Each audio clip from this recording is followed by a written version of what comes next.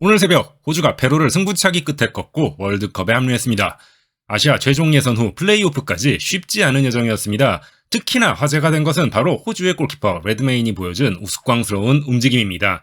호주의 주전 골키퍼 매튜 라이언을 대신해 승부차기를 위해 교체 투입된 레드메인은 페루 공격수들 앞에서 정신없는 모습을 보이며 키커들의 주의력을 분산시켰고, 이 때문인지는 모르겠으나 결과적으로 마지막 순간 결정적 페널티를 막아내며 호주를 본선 무대로 이끌었습니다. 여기서 궁금증이 생깁니다. 왼쪽이냐 오른쪽이냐, 혹은 기껏해야 중앙으로 찍어차는 파넨카 정도만이 선택지에 있는 단순한 게임인 승부차기에 필승법은 없는 걸까요? このゲームには必勝法がある。 아닙니다. 승부차기는 라이엇 게임이 아니거든요. 당연히 축구팬은 물론 축구 지도자, 심지어는 경제학자에 이르기까지 승부차기에 대한 다양한 분석을 시도했습니다. 그 결과 우리가 현재까지 도달한 답이 있습니다. 비록 어떤 상황에서도 완벽하게 이길 수 있는 전략은 아니지만 현재 우리가 알고 있는 이길 수 있는 확률을 극대화할 수 있는 방법을 소개합니다. 우선 페널티 스팟에서 골라인까지의 거리는 11m입니다. 거리가 가까운 만큼 키커가 대포알 같은 슈팅을 모서리에 꽂아 넣는다면 키퍼 입장에서는 반응해도 막을 수가 없습니다. 어디 한번 죽어봐라 마인드로 대놓고 톱코너에 슈팅을 갈게 됐던 앨런 시어러 같은 키커를 5명 가지고 있다면 특별히 승부차기를 준비할 필요가 없습니다. 그들이 알아서 승리를 챙겨줄 테니까요. 문제는 모든 키커가 앨런 시어러가 아니라는 점입니다. 엄청난 심적 부담감을 안고 스팟에 서면 골키퍼가 골대를 꽉 채운 것처럼 크게 보입니다. 심장박동수는 미친듯이 올라가고 어디로 차도 키퍼를 피해갈 자신이 없습니다. 자, 여러분이 이 선수의 상황에 처했다면 어떻게 하시겠습니까? 게임을 조금 더 단순화시켜보죠. 일단 가운데로 차는 옵션은 제외하도록 하겠습니다. 월드컵 결승전에서 파넨카를 쏘는 지네딘 지단 같은 탄탄한 멘탈을 가진 선수도 있지만, 가운데로 차는 것은 미처 반응하지 못한 골키퍼에게 막힐 확률도 높고, 심지어 슛이 지나치게 빠를 경우 다이빙을 뜨고 있는 골키퍼의 다리에 걸릴 확률도 있습니다.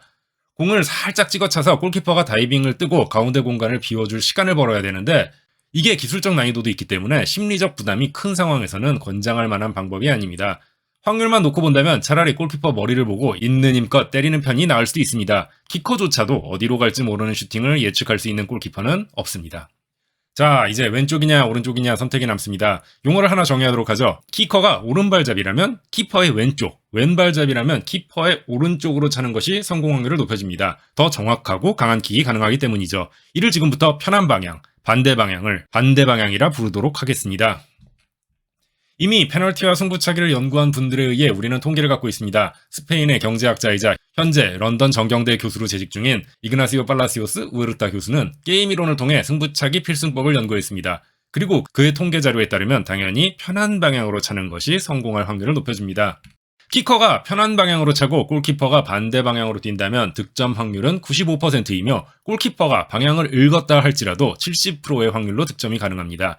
반면 불편한 방향, 즉 오른발 키커 입장에서 오른쪽, 왼발 키커 입장에서 왼쪽으로 찰 경우 확률은 낮아집니다. 골키퍼가 방향을 읽지 못한 경우 92%의 확률로 득점에 성공하지만 골키퍼가 방향 예측에 성공한 경우 득점 확률은 58%로 떨어집니다. 이쯤에서 게임 이론이 개입합니다. 편한 방향으로 차는 것이 득점할 확률을 높이지만 골키퍼를 속일 수만 있다면 반대 방향을 활용하는 것도 성공만 한다면 92%의 확률로 득점으로 연결될 수 있습니다. 중요한 것은 바로 상대 키퍼가 예측할 수 없도록 불확실성을 높여야 한다는 것이죠. 이를 게임 이론의 혼합 전략 모델에 의해 계산하면 다음과 같은 숫자를 얻을 수 있습니다. 키커 입장에서는 61.5 대 38.5로 편한 방향과 반대 방향의 비율을 조정해야 합니다. 골키퍼 입장에서는 상대를 저지하기 위해서는 58 대 42로 다이빙을 뛰어야 하죠. 놀라운 점은 이런 수학적인 모델을 전혀 알지 못하는 대부분의 축구 선수들이 실제 상황에서 대략적으로 이 비율에 맞는 선택을 이미 하고 있다는 점입니다. 또 다른 변수가 있습니다. 승부차기에서 기회가 된다면 무조건 선축을 선택해야 합니다. 상대팀의 득점 여부와 상관없이 자신의 킥에만 집중할 수 있기 때문에 심적 부담이 덜합니다. 실제로 선축하는 팀의 승률은 60%에 이릅니다. 이는 이미 잘 알려진 사실로 동전 던지기에서 승리한 팀은 주저없이 선축을 선택합니다. 2008년 유로 대회에서 이탈리아의 주장 부폰 골키퍼는 스페인에게 선축을 양보한 적이 있는데 결국 스페인은 이탈리아를 꺾고 올라가 대회에서 우승을 차지했습니다. 지난 여름 유로 2020에서 다시 스페인을 상대한 이탈리아는 같은 실수를 반복하지 않고 선축을 선택, 스페인을 꺾고 올라가 우승을 차지했습니다. 마지막!